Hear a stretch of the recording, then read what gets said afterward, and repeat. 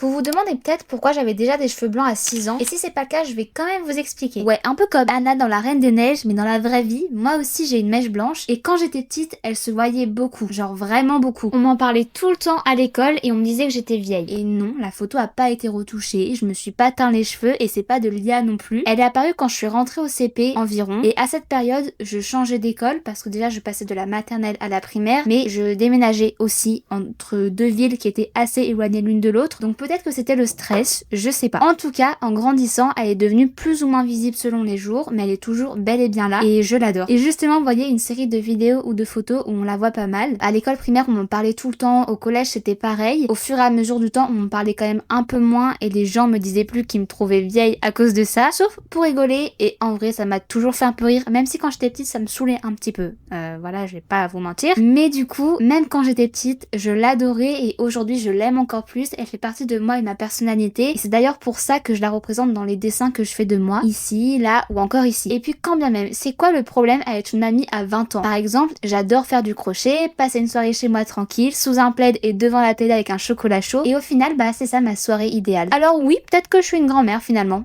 Et alors, y a quoi?